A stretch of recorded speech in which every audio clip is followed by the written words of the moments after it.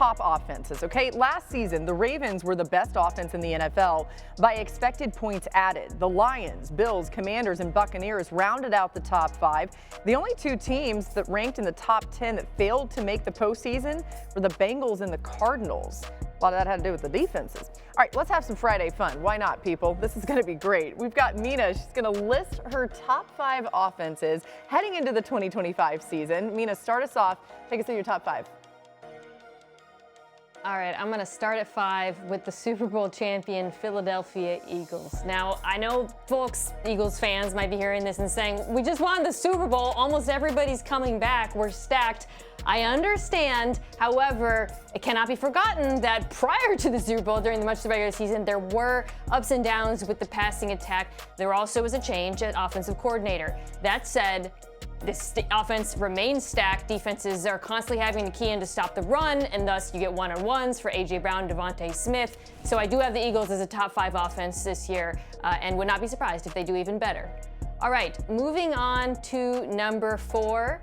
I'm going to go with the Kansas City Chiefs, the other team in the Super Bowl. So there is some skepticism around this group, I think because they weren't explosive last year. But while they weren't explosive, they were still a top 10 offense in success rate. They were first in time of possession per drive. And they get back that guy, Rashee Rice, who, for those who have forgotten, before he got injured last year, for the second half of his rookie season through week 3, he led all receivers in the league in yards after the catch. I think he is the missing piece in this offense. Hopefully they can be more explosive, but if not, the passing game will be more efficient. Staying in the AFC, I'm going to go with the Cincinnati Bengals, who, Laura, you talked about this. They were a top 5 offense in both EPA per play and DVOA last year. One of the reasons why I think they're going to be even better this year is no drama this offseason. No contract issues, no injuries. So you roll in having paid your top 2 wide receivers. You kept your 2 wide receivers, and they should be able to get off to the hot start that's been dragging them down statistically in recent years. Pardon me. Joe Burrow, Jamar Chase, T. Higgins. Enough said with the Cincinnati Bengals. Number 2 is close between 1 and 2, but I'm going to go with the Bills at 2, of course, led by their MVP quarterback, Josh Allen. Not a group of world beaters at receiver. Doesn't matter when you have 17 under center and a dominant run game. Just paid James Cook, so no change there. This is an extremely good offensive line. And those receivers might not be, amongst the best in the NFL, but they get favorable looks because of all the attention paid to the quarterback stopping the run, face a ton of single high coverage. I think they're still going to be efficient, explosive. Number 1 should not be any surprise. Baltimore Ravens, because they were the best offense in football last year. First in DVOA, first in EPA per play, first in explosive play rate, first in red zone rate. I mean, pick any metric you want.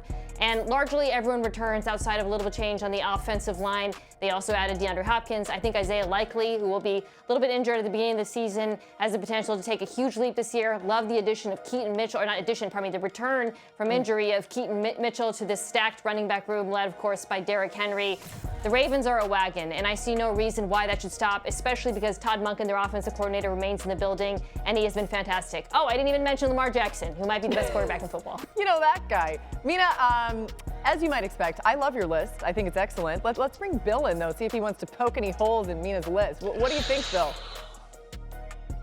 Oh, it's always dangerous to disagree with Mina Kimes. Yeah, that is not it. a good place for anyone to be.